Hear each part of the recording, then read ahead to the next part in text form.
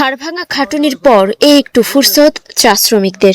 জিরিয়ে নেয়ার ফাঁকে খাবার, চা পাতার সাথে মরিচ, বাড়তি হলে একটু আলু পোড়া, এমনি খাবার জোটে তাদের। প্রজন্ম থেকে প্রজন্মে বঞ্চনার শিকার চা শ্রমিকরা। দিনভর বাগানে কাজ, পাহাড় টিলার জঙ্গলে তখন সবুজ পাতার দোল। কিন্তু শ্রমিকদের কোনো রকমে দিন পার, মেলে না ন্যায্য মজুরি কিংবা মানবিক জীবন। শত বছর ধরেই চলছে তাদের এমন জীবনধারা।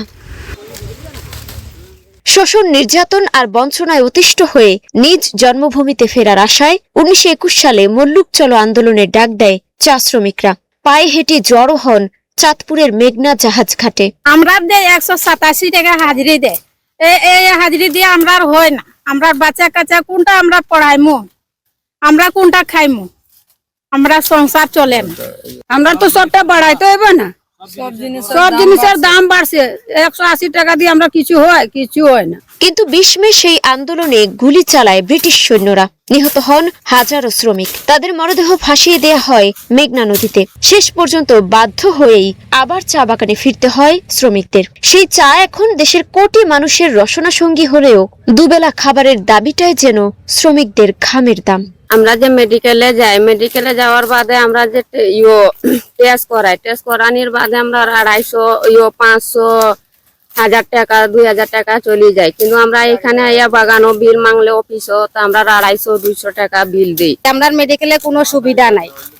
যদি আমরা যাই গেলে খালি একটা প্যারাসিটামল দিব, স্টারসিন দিব, এটা পেট বেদনার, মাথা বেদনার, দাস্তর, সম্পূর্ণ রোগের খালি এটাই দিব, আর কোনো ইথু নাই। প্রজন্মের পর প্রজন্ম ধরে এখনো তারা জড়িয়ে আছেন চা শিল্পের সঙ্গে। 105 বছর পরও তাদের জীবনমান কতটা বদলেছে সে প্রশ্ন এখনো রয়ে গেছে। অবহেলা আর দৈন্যতায় জীবনের ফলাফল যেখানে চুমুকি সীমাবদ্ধ, তখন কতটা চিন্তা কর্তা ব্যক্তিদের।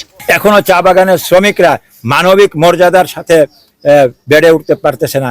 আমাদের শিশুরা অন্ধকারকে আলিঙ্গন করে বড় হচ্ছে, মানবিক মর্যাদা এখনো সোনার হরিণায় হয়ে আছে। আমরা চেষ্টা করছি এই মানুষদের জন্য, এই অধিকারের জন্য।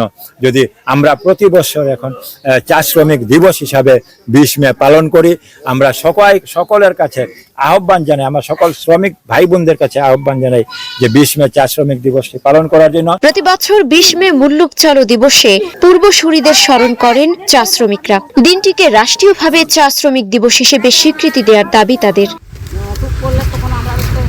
গাছ নাড়লেই টাকা পড়বে, এমন প্রলোভন দেখিয়ে ব্রিটিশরা ভারতীয় উপমহাদেশের বিভিন্ন অঞ্চল থেকে শ্রমিকদের নিয়ে আসে সিলেট অঞ্চলের চা বাগানে। Desk report, star news.